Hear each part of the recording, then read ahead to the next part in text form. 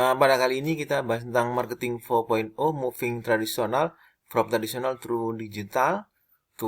Pada chapter 1 itu kita lihat tentang power shift to the connected customer, kaitannya dengan from vertical to horizontal. Apa yang dimaksud dari vertical ini menjadi horizontal? Misalnya selama ini perusahaan competitiveness dari perusahaan itu ditentukan oleh size perusahaan, kemudian mereka skalanya economy of scale, kemudian country of originnya misalnya factory and company itu perusahaan-perusahaan yang misalnya dari negara maju, dari US, dari Europe, dari kalau Asia dari Jepang selama ini, kemudian dia punya advantage yang banyak. Namun kali ini ternyata perusahaan yang lebih kecil dan perusahaan yang baru saja dan perusahaan yang local based company itu ternyata memiliki kesempatan dan mampu bersaing untuk perusahaan yang besar secara global dan memang sudah lama di industri tersebut. Nah, ini artinya tidak ada lagi dominasi dari satu industri itu dari perusahaan yang dari dulu misalnya perusahaan GM, terus GE, terus karena apa? Karena yang pertama adalah yaitu kenapa? Karena sekarang ini perusahaan lebih kompetitif, perusahaan akan lebih kompetitif jika mereka itu connect dengan customer, connect dengan komunitas customer dan partner, yaitu dalam bentuk co-creation. Jadi nanti co-creationnya nanti gimana itu, dan co cooperation cooperation dengan kompetitornya, kemudian dia co-creation dengan partner. Artinya perusahaan itu untuk R&D-nya misalnya, untuk innovation-nya tidak dari inside di perusahaan saja, tapi outsource dari company, dan juga nanti ada competition dengan kompetitornya. Itu gimana ya? Kita lihat, kita ambil contoh tentang PNG.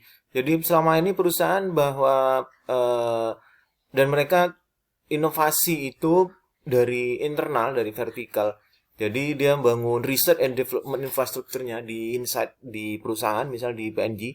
Namun kenyataannya mereka menyadari bahwa internal inovasi ini kurang begitu cepat dan kurang begitu mengimbangi kecepatan perubahan dari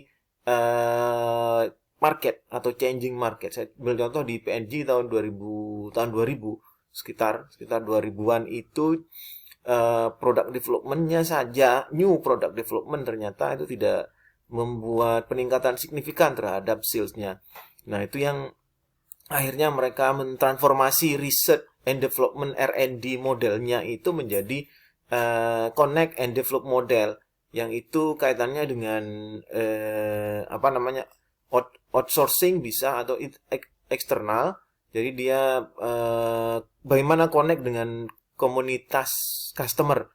Kemudian artinya bahwa research and development ini tidak lagi vertikal, yang mana itu tergantung kepada internal inovasi yang ada dari perusahaan, tapi mereka lebih kepada horizontal model.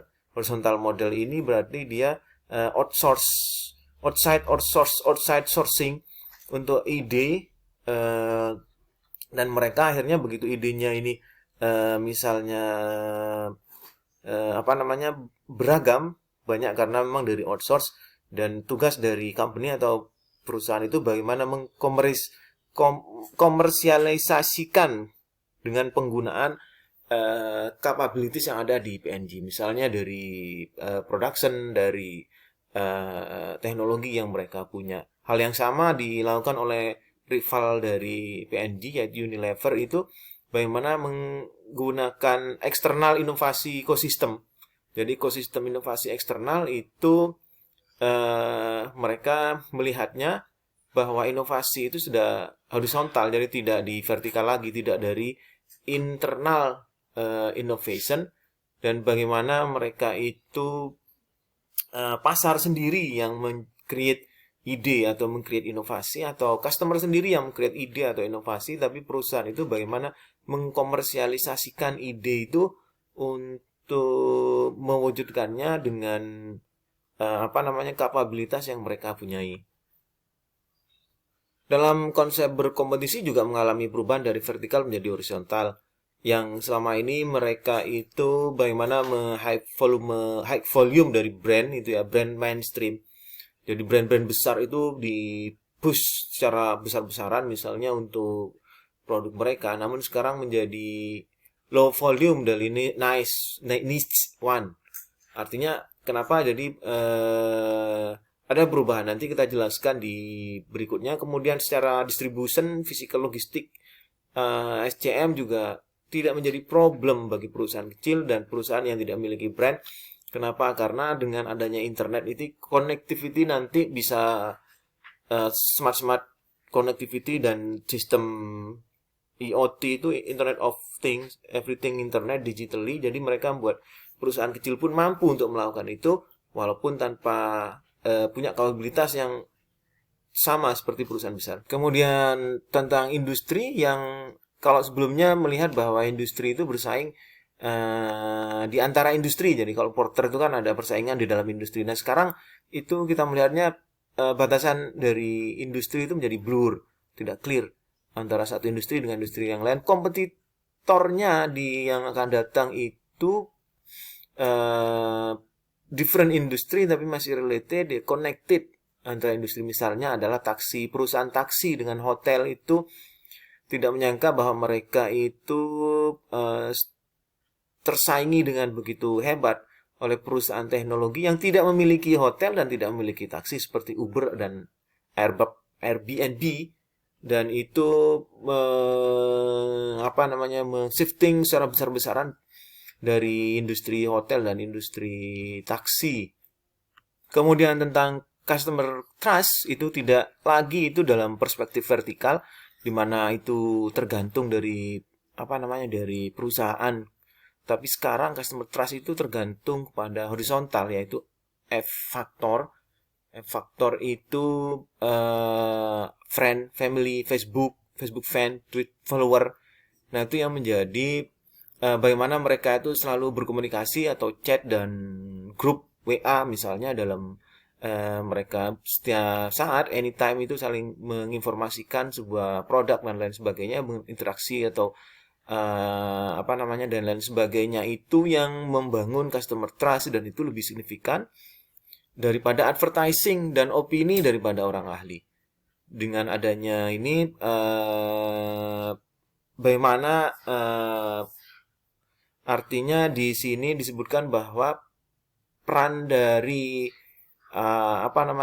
sosial media itu yang saling connected antara grup di WA sendiri, misalnya di Facebook misalnya, Facebook fan, family dan sebagainya, itu saling berpengaruh dan itu sangat signifikan.